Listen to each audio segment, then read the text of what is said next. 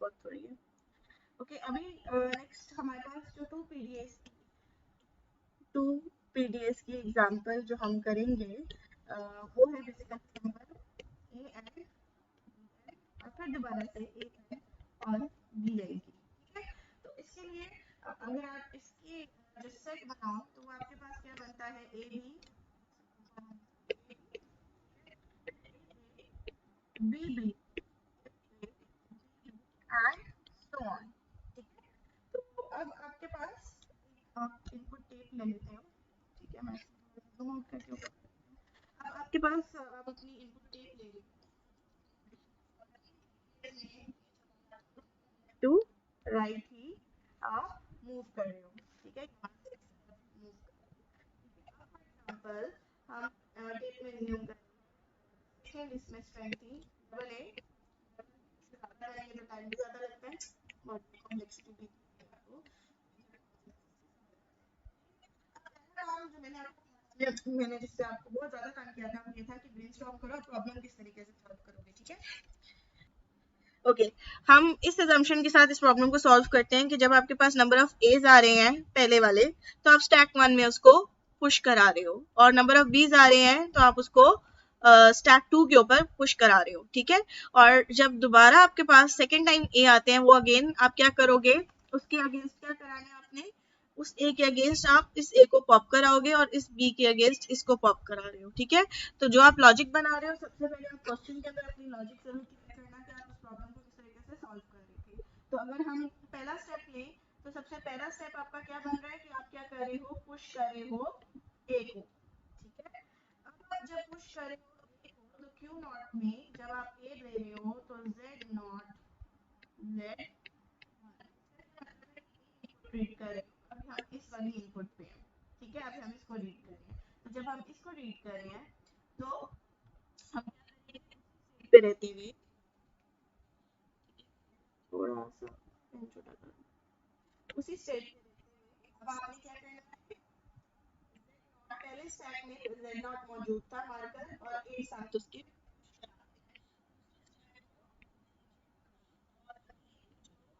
दूसरे number of दूसरे ए की बारी आती है, तीसरा ए है, चौथा ए है, उसके लिए एक स्टेटमेंट आपकी बनेगी। ठीक है, अब z नॉट नहीं, यहाँ पर अब ए मौजूद है। ठीक है, और यहाँ पर z1 मौजूद है। अगेन क्यू जीरो स्टेट पे रहोगे, पहले से ए मौजूद है, दूसरा ए डालोगे। ठीक है, और दूसरे स्टैक को आप नहीं छेड़ोगे, तो ये स्टेटमेंट आपके पुश कराने के लिए बस नेक्स्ट बारी आती थी कि अब आपने पुश कराना है बी को। ठीक है, तो जो पुश बी था, कलर चेंज कर देते हैं, पुश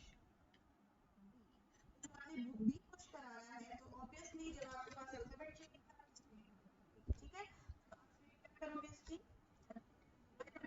पहले आप बी रीड करोगे, इस स्टैक में ए मौजूद है, स्टैक में मौजूद नहीं, आप क्यू वन से क्यू चले जाओगे। आप दो दो दफा ये लिखने, एक दफा ये लिखो, इससे पता लग जाएगा कि इसमें स्टैक में ए मौजूद है, पर आप दूसरे को नहीं करा रहे। आप इसको शॉर्टर तरीके से भी लिख सकते थे, और भी लॉजिक्स है, वो भी आपकी बिल्कुल ठीक है। तो पहले से Z1 मौजूद है बट आप उसमें क्या पुश करा रहे हो, B। सिमिलरली इसी का दूसरा जो B आता है, जब आप दूसरे B लिखोगे और B रीड कर रहे हो, पहले से A स्टैक मौजूद है, अब इस स्टैक के अंदर B मौजूद है। Q1 स्टेट पे रहते हुए अब आपने क्या किया, पहले से स्टैक को नहीं छेड़ा, दूसरे स्टैक में B मौजूद था, B इन करा दिया। ठीक है, एक बारी आती है, अब आपने क्या करना है, मैं पर्पल कलर से लिख रही हूँ, जो आपने पॉप कराना है, पॉप कराना है ए की लॉजिक को। ठीक है, अब आप नेक्स्ट क्या रीड करोगे, Q0 पे सॉरी Q1 पे रहते हुए। ठीक है, Q1 है, ये भी Q1 है, Q1 पे रहते हुए जब आप 12 से ए रीड कर रहे हो, ठीक है, ए रीड कर रहे हो तो पहले से स्टैक में ए और बी अब मौजूद थे, Q1 नहीं, बल्कि अब आप नेक्स्ट स्टेट पे जाओगे Q2 स्टेट के ऊपर और पहला स्टैक पुश करा लोगे, और बी इसलिए लिखा, बी भी नहीं लिखा क्योंकि आप उसको इसको अब छेड़ नहीं रहे, बस बताना है कि बी मौजूद है। ठीक है, फिर आप दोबारा से दूसरे ट्रांजिशन करोगे तो उसमें क्या मौजूद था, Q2। ठीक है, और आप क्या रीड कर रहे हो, नेक्स्ट ए, अभी भी जो पहला स्टेप है वो खाली तो नहीं हुआ, उसमें मौजूद है अभी भी। ठीक है, तो उसके लिए आप क्या कर रहे हो, ठीक है, दोबारा स्टैक से पॉप करा लोगे। तो ये आपके पास किसकी स्टेटमेंट बन गई है, पॉप ए की। ठीक है, नेक्स्ट हम कलर चेंज करते हैं, ब्लू कर लेते हैं।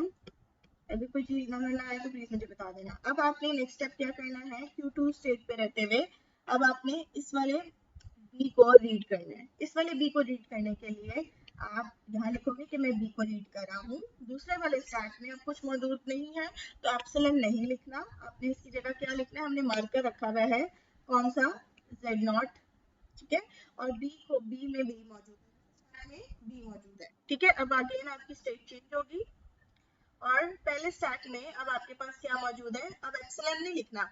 एप्सिलॉन इधर लिखने का मतलब था कि आप उस स्टैक में से निकाल रहे हो। ठीक है, अब यहाँ पर Z नॉट लिखोगे, इसका मतलब है कि स्टैक अभी आपका खाली है, मार्कर Z नॉट रेफर कर रहा है उसको। ठीक है, और बी को आप क्या करोगे, एम्प्टी करोगे, पॉप कराओगे उसमें से। तो ये आपकी किसकी स्टेटमेंट है, पॉप बी की। ठीक है, नेक्स्ट दूसरा जो बी था उसके क्या करोगे, अब आप Q3 स्टेट के ऊपर हो, बी ही रीड कर रहे हो और Z नॉट पड़ा हुआ है, इधर अभी बी पड़ा हुआ था। तो क्या करोगे, Q3 स्टेट पे Z नॉट दूसरे स्टैक को नहीं छेड़ेंगे, वो Z नॉट का Z नॉट रहेगा और दोबारा बी में से बी पॉप करा लेंगे। अब आपने टुवर्ड्स फाइनल स्टेट में जाना है तो उसके लिए आप क्या करेंगे, लास्ट में अगेन शायद यहाँ लिखना मैं भूल गया हूँ, लास्ट में लिखा हुआ है यहाँ पर क्या मौजूद है, एप्सिलॉन। तो यहाँ पर जब एप्सिलॉन मौजूद है तो आपकी लास्ट कंडीशन क्या होगी कि Q3 स्टेट पे से आप एप्सिलॉन रीड करते हो।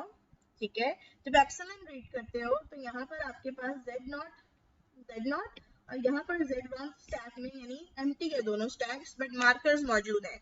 तो आप Q फाइनल स्टेट की तरफ जाओगे।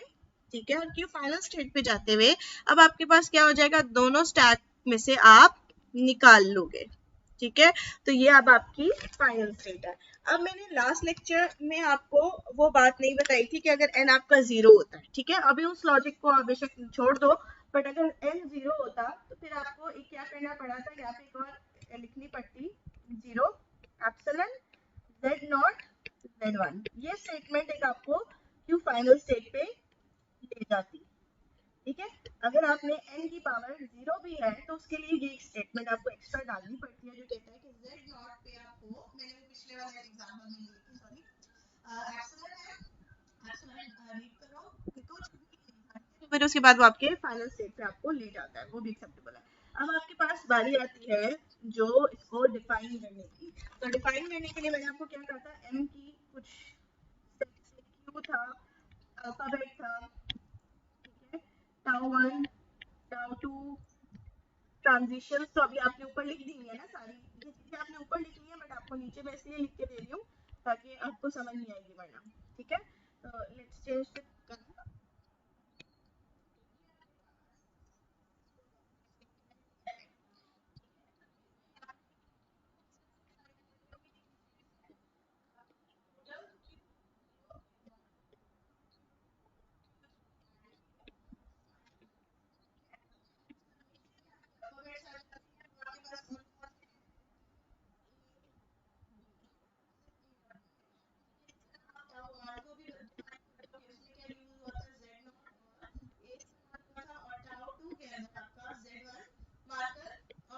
इस्तेमाल हुआ था।